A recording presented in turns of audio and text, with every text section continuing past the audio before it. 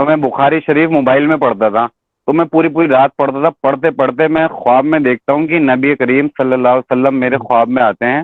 علی بھائی کا میسج آیا آپ کے لیے، ایان بھائی گولڈ ٹی وی والا 178 مسئلہ میری بیسٹ ویڈیو ہے. تو میں نے امام ابو حنیفہ کو تو پوری طریقے سے آپ بھی فالو نہیں کرتے، کیونکہ اگر آپ فالو کرتے ہیں تو آپ یہ مجھے بتائیے کہ آپ جو ہے مدینے کو حرم مانتے ہیں؟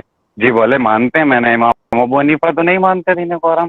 نہ میں وہابی نہ میں بابی، میں ہوں مسلم علمی کتابی. نہ میں وہابی نہ میں بابی، میں ہوں مسلم علمی کتابی. نہ میں وہابی نہ میں بابی، میں ہوں مسلم علمی کتابی. یہ ہمارے ساتھ ہیں جی ایان خان. السلام علیکم ورحمۃ اللہ وبرکاتہ. وعلیکم السلام ورحمۃ اللہ وبرکاتہ. شاہد بھائی کیسے ہیں؟ اللہ کا شکر ہے جی. کہاں سے ہیں؟ اعوذ باللہ من الشیطان الرجیم، بسم اللہ الرحمن الرحیم. شاہد بھائی میں انڈیا سے ہوں اور میری سسرال دہلی کی ہے. میں انڈیا کے ایک شہر رامپور سے ہوں. اچھا رامپور سے ہیں. کیا عمر ہے آپ کی اور کیا کرتے ہیں؟ میری عمر 27 اور میرا آر او کا پانی کا کیمپر کا کام ہے. کیا کرتے ہیں؟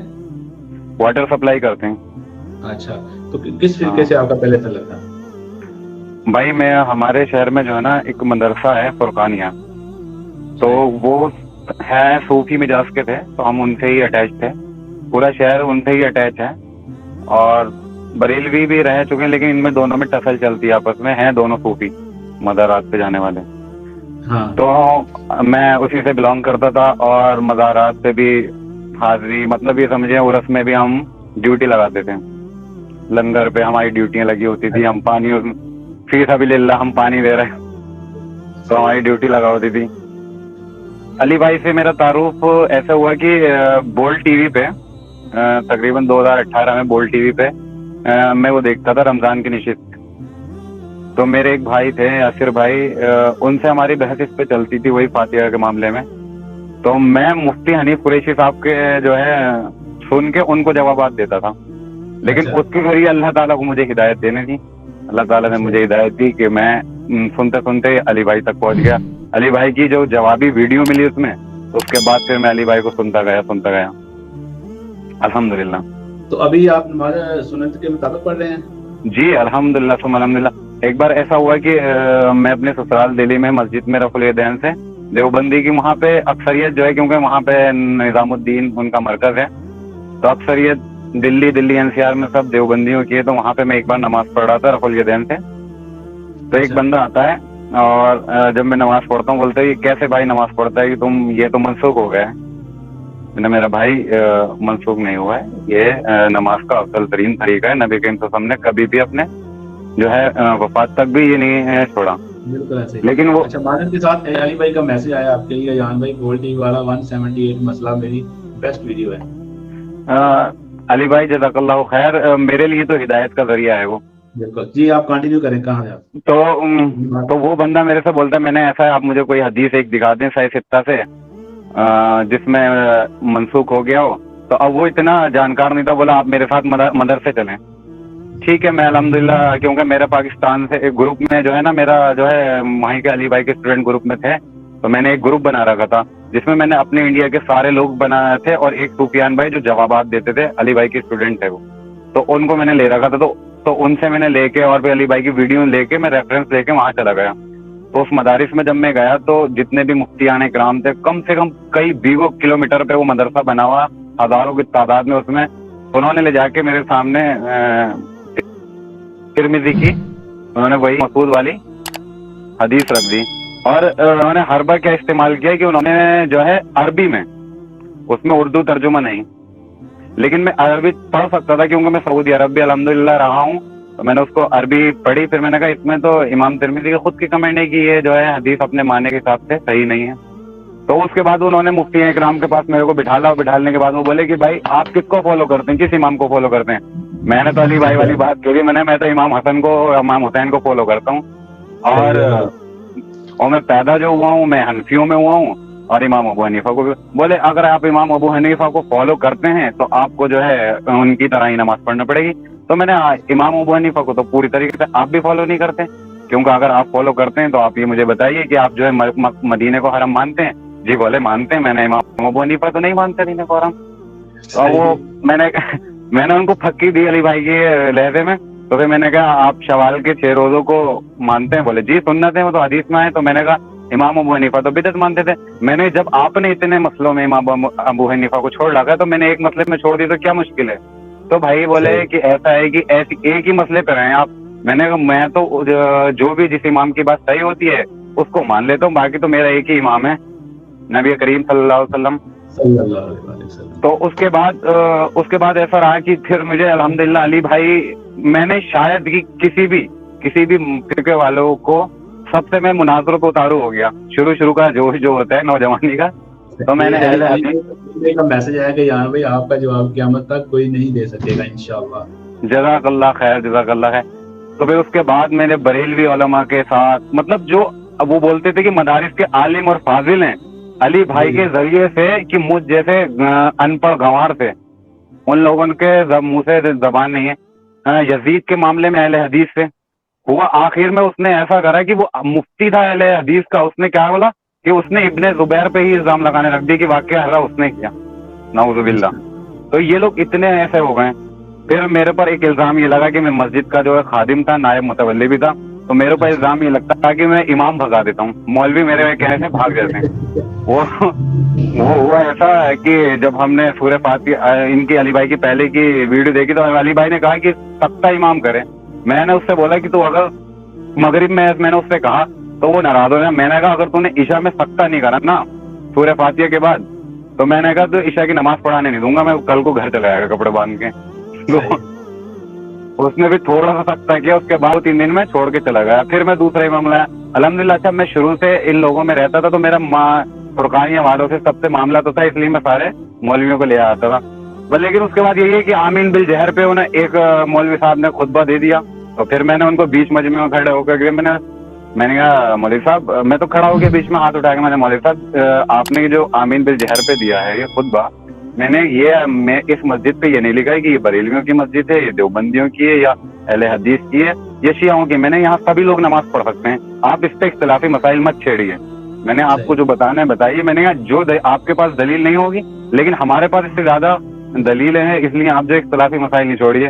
تو الحمدللہ میں نے بہت کوشش کی. ایک ٹک ٹاک آتا تھا, میں نے ٹک ٹاک پہ علی بھائی کی ویڈیو بنائی, ڈالتا تھا میں, تو اس پہ چند ویو آتے تھے. لیکن ایک دن ایسا ہوا کہ اس پہ لاکھوں ویو والے میں آ گئے, میرے ملین میں سبسکرائبر ہو گئے تھے. علی بھائی کے ہی نام سے وہ تھا آئی ڈی تھی, اور علی بھائی کی ہی ویڈیو ڈالتا تھا.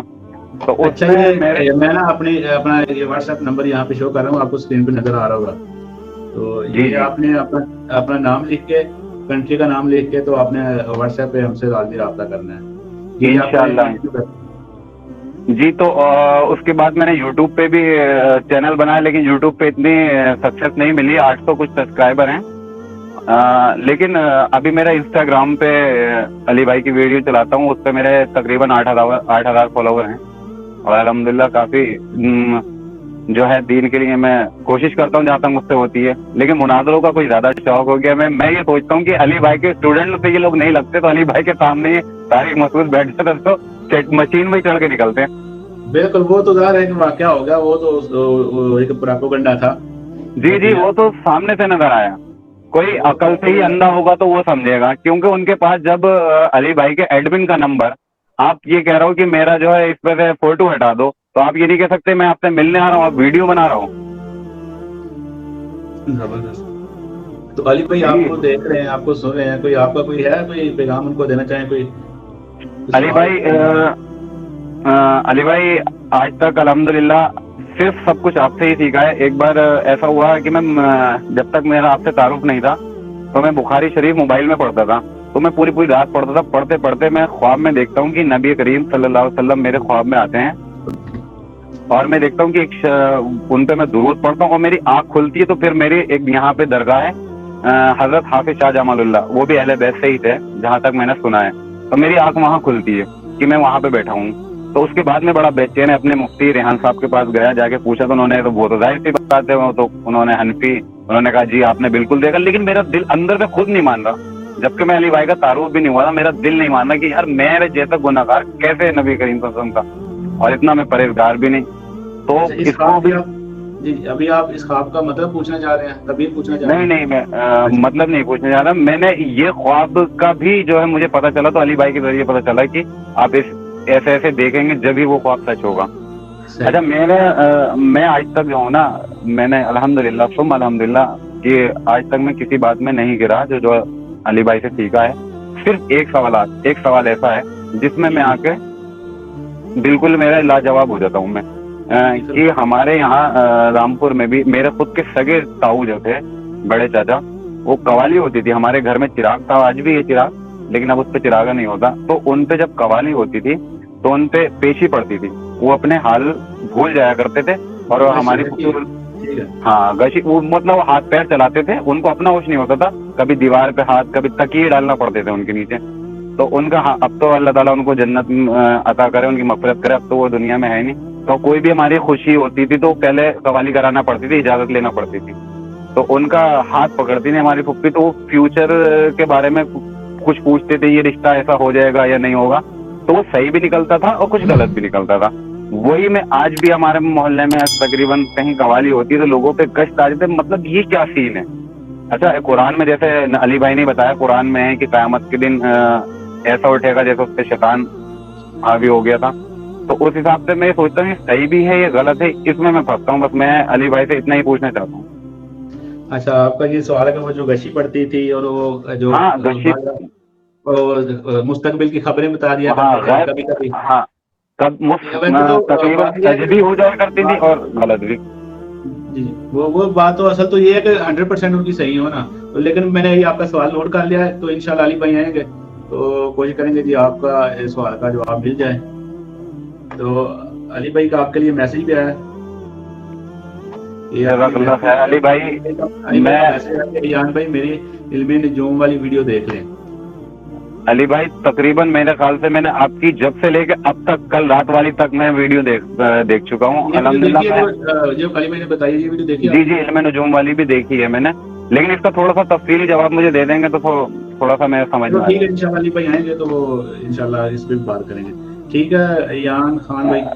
شاہد بھائی کیا میرا، ہم انڈیا سے رہتے ہیں، ہمارا تو بس خواب ہی رہ جائے گا علی بھائی سے میں نا بس بوزی کرنے کا.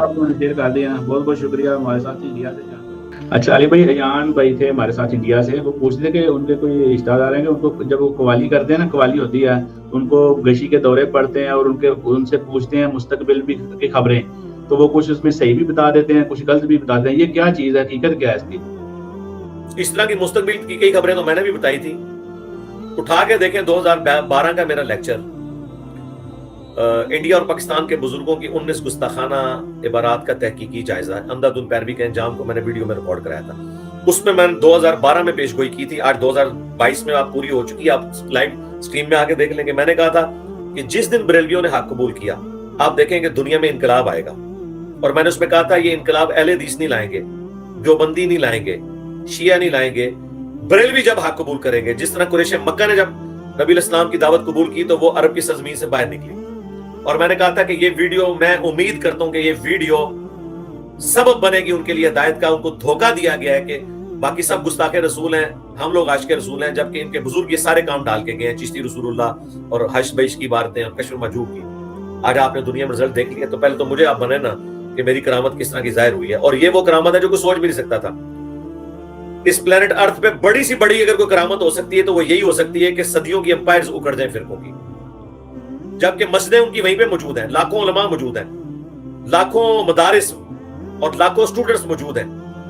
اور ایک ایسا شخص جو ایک کیمرے کے سامنے بیٹھا ہے سب کو اکھاڑ دیتا ہے، جس کی نہ کوئی مسجد ہے، نہ کوئی مدرسہ ہے، نہ کوئی پیڈ ورکرز ہیں، سب والنٹیئر ہیں. تو یہ اللہ کا شکر ہے. اب آ جائیں اس کی طرف، وہ جو کہہ رہے تھے نا، یہ جو حال پڑھنا ہے یہ پیورلی سائنٹیفک فنامنا ہے. اسے کہتے ہیں انگلش میں ریزوننس، اردو میں گمک. جو لوگ فزکس پڑھے ہوئے ہیں، جب بھی آپ کوئی میوزک یا کوئی ایسی آواز سنتے ہیں نا اور اس کی فریکوینسی آپ کی نیچرل فریکوینسی کے ساتھ میچ کر جائے تو آپ پہ غشی طاری ہو جائے گی. اسی لیے آپ میٹرک میں فزکس لیول پہ پڑھتے ہوں گے کہ جب فوجی کسی پل کے اوپر سے گزرتے ہیں تو انہیں مارچ کرنے سے روکا جاتا ہے، کیونکہ وہ بالکل ایک ہارمونی کے ساتھ مارچ کر رہے ہوتے ہیں نا، تو آہستہ آہستہ پل کا ایمپلیٹیوڈ بڑھنا شروع ہو جاتا ہے، وہ اتنا بڑھ جاتا ہے کہ وہ ٹوٹ جاتا ہے.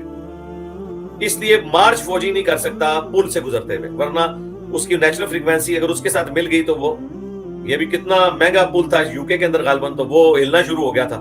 پھر دوبارہ سے اس کی انہوں نے فریکوینسی سیٹ کی ہے, کیونکہ وہ بائی چانس یہ ہزاروں لوگ جب گزرے تو ان میں سینکڑوں ایسے تھے جن کی فریکوینسی ایک جیسی تھی, اور وہ ایمپلیٹیوڈ اس کا رائز کر گیا. یوٹیوب پہ اس کے اوپر ویڈیو بھی پڑی ہوئی ہے. تو یہی کچھ ہوتا ہے, یہ جو حال پڑتا ہے, اور یہ حال صرف مسلمانوں کو نہیں پڑتا سرکار, یہ ہندوؤں کو بھی پڑتا ہے, یہ سکھوں کو بھی پڑتا ہے. اب رہ گئے خبریں. خبروں کے بارے میں بخاری مسلم میں حدیث ہے کہ فرشتے جب آپس میں ڈسکشن کرتے ہیں تو شیاطین جن, چونکہ ان کی پرواز بھی اونچی ہے, وہ ان سے چرا لیتے ہیں اور پھر آ کے کاہنوں کے اس میں ڈالتے ہیں, جنات کو بتاتے ہیں, کچھ کچک لیتے ہیں, کچھ جھوٹ اور سچ مکس کر کے آگے چلاتے ہیں. کچھ باتیں ٹھیک ہوتی ہیں, کچھ باتیں غلط ہوتی ہیں. تو اس سے کسی کی بزرگی ثابت نہیں ہوتی ہے. اگر آپ اس طرح بزرگی ثابت کرنا شروع کر دیں گے تو اس کا اینڈ کوئی نہیں ہوگا. جب آپ نے خود مانا کہ غلط بھی ہوتی ہے, غلط ہونا اس بات کا ثبوت ہے کہ بس جتنی جن کو خبر اچکنے کا موقع ملا وہ ملی, باقی اس نے خود بنا دی. تو اس کے اوپر وہ جو کہہ رہے تھے میں نے لیکچر دیکھا, آپ وہ لیکچر دوبارہ دیکھیں, علم نجوم اور انجینئر محمد علی مرزا, اس میں میں نے سب کچھ بتایا کہ کون سی چیز علم الغیب ہے, کون سی چیز علم نجوم جس کو یہ کہہ رہے ہوتے ہیں شیاطین کی خبریں, یہ کیا ہیں. علم الغیب بھی ہمارے لوگ سمجھ رہے ہوتے ہیں علم الغیب یہ ہے کہ اب کسی بندے نے الٹرا ساؤنڈ کروایا اس کو پتا چل گیا. علم الغیب نہیں ہے, انسٹرومنٹ سے علم حاصل ہوا ہے. علم الغیب وہ ہے جو بغیر انسٹرومنٹس کے علم حاصل, اسے علم الغیب کہتے ہیں. بارش کا پتہ چل جانا علم الغیب نہیں ہے. آج اگر 22 یا 23 فروری ہے 2022 اور کوئی شخص یہ کہے کہ جی 25-26 فروری کو بارش ہوگی تو کوئی مشکل نہیں ہے, وہ ہواؤں کی رفتار سے سمت سے اندازہ لگا لیتے ہیں. لیکن کوئی اگر یہ کہے کہ 25 فروری 2050 کو بارش ہوگی کہ نہیں, یہ کوئی نہیں بتا سکتا, اس لیے کہ وہ علم الغیب سے تعلق رکھتا ہے. آج کل بادل بننے شروع ہوئے, مونسون میں ہر دفعہ بارشیں ہوتی ہیں نا, تو جولائی میں اگست میں ہر سال بارشیں ہوتی ہیں, تو یہ علم الغیب تو نہ ہوا, ایک فزیکل فینومینا ہے جو پہلے وہ آبزرو کر لیتے ہیں کہ وہاں سے ہواؤں کا رخ اس طرف ہو چکا ہے, اتنے دنوں میں اس رفتار سے یہاں پہنچے گی, تو علم الغیب نہیں ہے.